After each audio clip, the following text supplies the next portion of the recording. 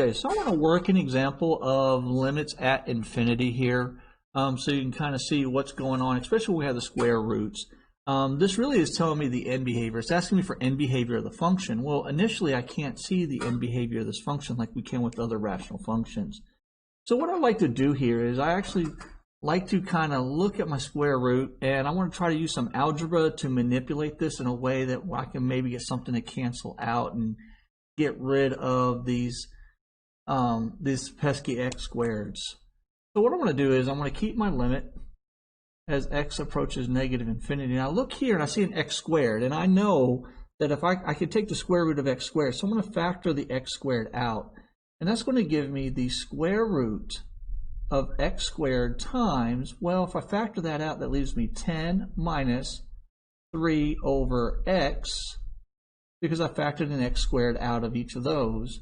And I already know where I'm going to go with this. I need to have an x. So I'm going to factor an x out of the bottom, and I'm going to have an x times 1 plus 4 over x. Not terribly complicated. It's kind of like a chess player. You have to think a couple moves ahead. I've got the square root of x squared, which is I'm going to turn it into x, and I want to be able to cancel it out with this x. All right, so as we move on, we got the limit as x approaches negative infinity. And square root rules allows me to break this up. So I have the square root of x squared times the square root of 10 minus 3 over x times 1 plus 4 over x.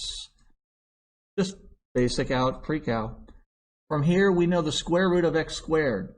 The square root of x squared is the absolute value of x, and the definition of that is 1 if x is greater than or equal to 0, and negative 1 if x is less than or equal to 0. We're going to have to use this here in a second. All right, so we know the square root of x, we can rewrite this as an absolute value. The limit as x approaches negative infinity of the absolute value of x times the square root of 10 minus 3 over x times 1 plus 4 over x. All right, now here, my x values are negative.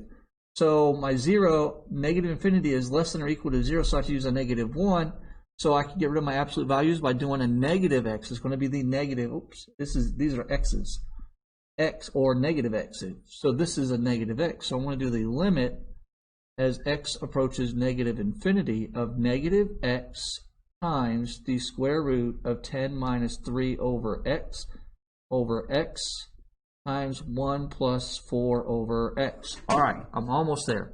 Well, my x's, they simplify out, and I've got the limit as x approaches negative infinity of a negative square root of 10 minus 3 over x over, what do we got here?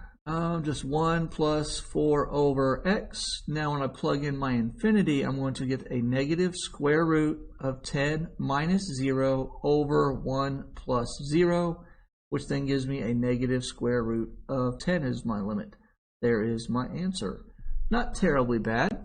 This is one of the most common missed problems that you're going to see, because you're going to just immediately say the square root of x squared is x instead of it being the absolute value of x.